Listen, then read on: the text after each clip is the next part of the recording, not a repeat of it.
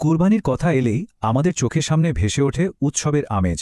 কিন্তু কখনো কি ভেবে দেখেছি চিরচেনা এই ইবাদতের ঠিক কতটা গভীরে লুকিয়ে আছে এক বিশাল ঐতিহাসিক শিকড় আর আধ্যাত্মিক বাস্তবতা?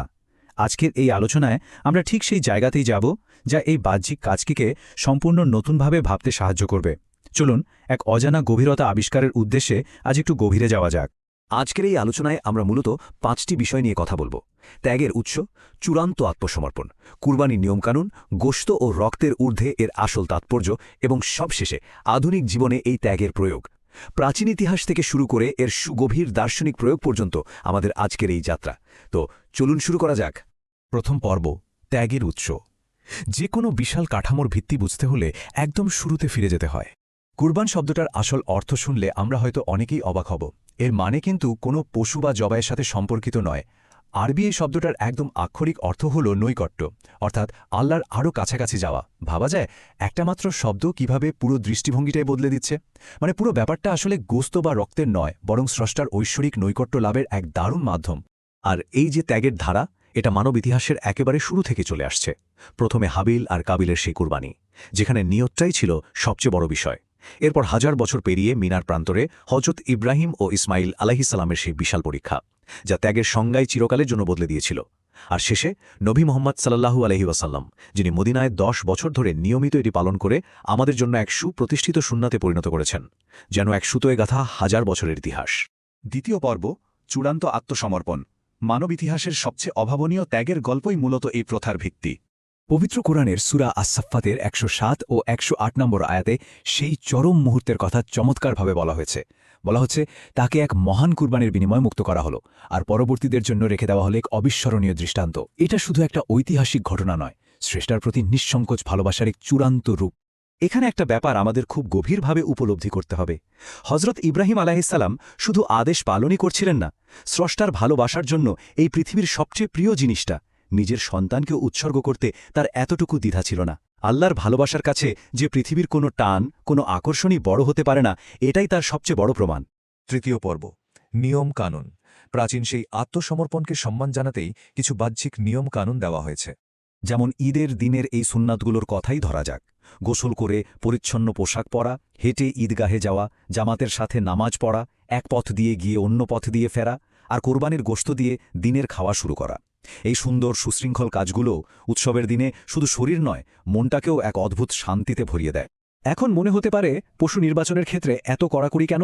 আচ্ছা, স্রষ্টাকে যখন কিছু নিবেদন করা হয় তখন সেটা তো সেরা হওয়াটাই স্বাভাবিক, তাই না? হাদিস অনুযায়ী পশুকে একটা নির্দিষ্ট বয়সের হতে হবে।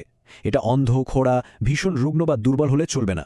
এই নিয়মগুলো নিশ্চিত করে যে উৎসর্গ করা পশুটি হবে একদম নিখুঁত। আর এই নিখুঁত পশু নির্বাচন করাই হল স্রষ্টার প্রতি আমাদের অন্তরের গভীর শ্রদ্ধার একটা বাহ্যিক রূপ। নিয়মকানুনের ক্ষেত্রে এই ৭ সংখ্যাটার কিন্তু বেশ বড় একটা গুরুত্ব আছে। গরু বা উটের মতো বড় পশুতে সর্বোচ্চ ৭ জন মানুষ একসাথে কুরবানি দিতে পারেন। আর এই একসাথে মিলেমিশে কাজ করার সুযোগটা সমাজে দারুণ একটা ভ্রাতৃত্ববোধ আর সহযোগিতার পরিবেশ তৈরি করে।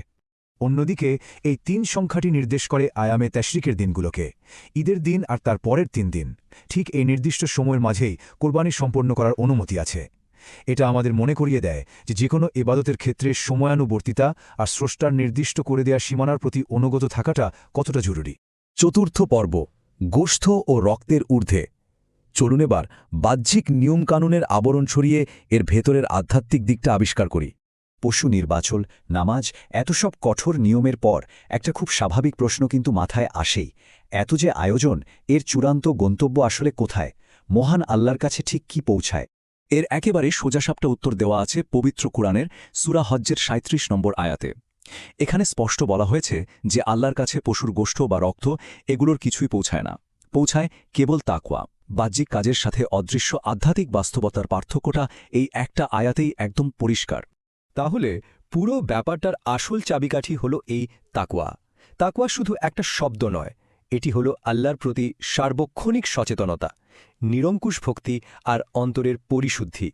এই ভেতরের অনুভূতিটা না থাকলে পশু যতই নিখুঁত হোক না কেন, পুরো কাজটাই তার আসল অর্থ হারিয়ে ফেলে। এক কথায় তাকওয়াই হল সেই ইঞ্জিন যা এই ইবাদতকে স্রষ্টার দরবার পর্যন্ত নিয়ে যায়। আসলে কুরবানির দুটো রূপ আছে।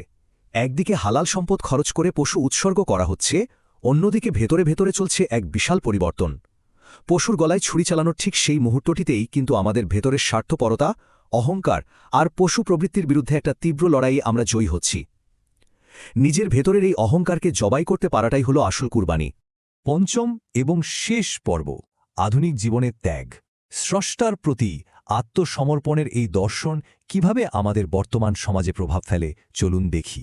তাকওয়ার এই ভেতরের অনুভূতিটা যখন বাইরে প্রকাশ পায় তখন তা সমাজের জন্য জাদুর মতো কাজ করে। আত্মীয়স্বজন, প্রতিবেশী আর গরিব অসহায় মানুষদের মাঝে গোস্ত বিলিয়ে দেওয়ার মাধ্যমে মুহূর্তেই সমাজে এক অদ্ভুত আনন্দ ছড়িয়ে পড়ে। ধনী দরিদ্র সবাই যখন একসাথে এক কাতারে দাঁড়ায় তখন সব বৈষম্যের দেয়াল ভেঙে যায়। তৈরি হয় এক গভীর ঐক্য আর সম্প্রীতি, যা একটি সুন্দর সমাজ গড়তে ভীষণ প্রয়োজন। আজকের এই আলোচনার সবচেয়ে বড় সফলতা তখনই আসবে যখন আমরা একটা খুব জরুরি বিষয় উপলব্ধি করতে পারব। স্রষ্টার সন্তুষ্টির জন্য নিজের প্রিয় জিনিস ত্যাগ করার এই শিক্ষাটা যেন শুধু জিলহজ মাসের 10 তারিখেই আটকে না থাকে, বরং এই নিঃস্বার্থ ত্যাগের মানসিকতা বছরের 365 দিন আমাদের প্রতিটি তথা আর দৈনন্দিন কাজে সমানভাবে প্রতিফলিত হওয়া উচিত। একদম শেষ পর্যায়ে এসে আমাদের সবার একটু গভীরভাবে ভাবা প্রয়োজন। স্রষ্টার সত্যিকারের নৈকট্য পাওয়ার জন্য আজ আমরা আমাদের নিজেদের জীবনে ঠিক কি কি ত্যাগ করতে প্রস্তুত। হযরত ইব্রাহিম আলাইহিস সালামের সেই নিঃশর্ত আত্মসমর্পণের আদর্শ কি সত্যি আমাদের ভেতর থেকে অহংকার, লোভ আর স্বার্থপরতাকে পুরোপুরি মুছে ফেলতে পারে? এই প্রশ্নটা আমাদের সবার ভাবনার জন্য রইল। আজকের এই আলোচনা আমরা এখানেই শেষ করছি। এতক্ষণ সাথে থাকার জন্য অনেক অনেক ধন্যবাদ।